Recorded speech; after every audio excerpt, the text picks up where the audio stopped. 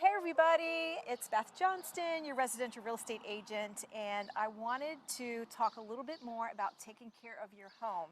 You know, we help you buy and we help you sell homes, and you always want to, especially when you're selling, you want to put your best foot forward. You're going to want to paint the inside and the outside of your home. I've got Roy here. He's with Paint It Right, and the reason why he is here is because he is such an expert when it comes to taking care of his home.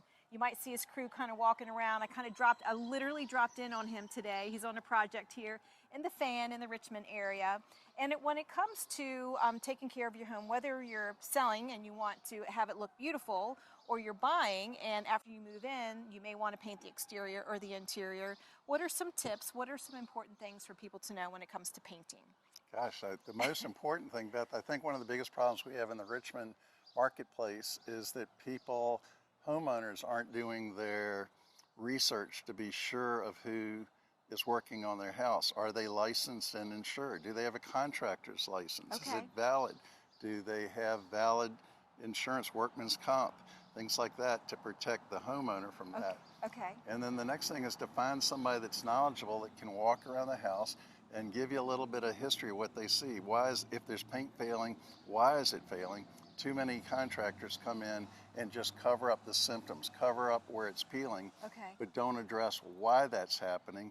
So you're just throwing good money after bad. It's just going to keep, if water's getting in there, it's going to keep going bad on you, or you're going to have wood rot. Okay, so what's going to happen is they're going to have to pay somebody to come back out at some point, and the issue's still going to be there. Excellent. And the long term is they could be causing damage to their own home. Exactly. We're always looking for, if paint's failing, inside or out, why is it failing? Let's address that first and give them a more permanent solution.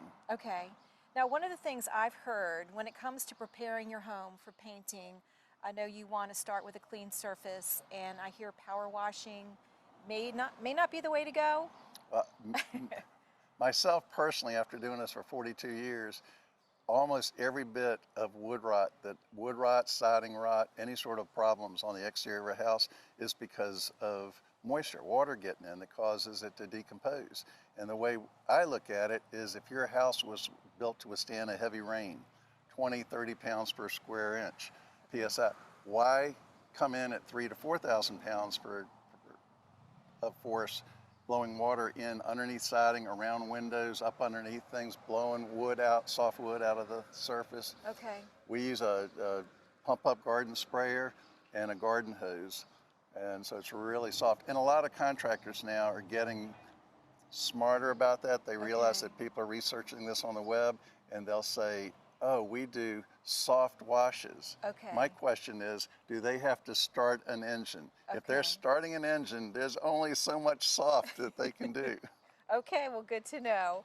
Well, this is a beautiful home, and again, I'm kind of dropping in on you, so I really do appreciate it. But I want to know, tell us a little bit more about this historic home. This is beautiful. This was built originally in 1835.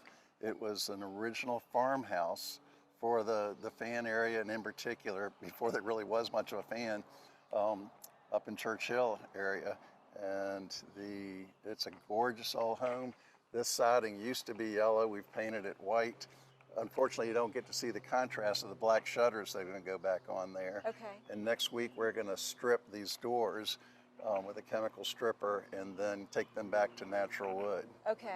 Wonderful. It's a beautiful old home. Okay, it is gorgeous. And thanks for letting us drop in, and thanks My for the pleasure. tips. All right, we'll see you soon. Thanks. Thanks, everybody.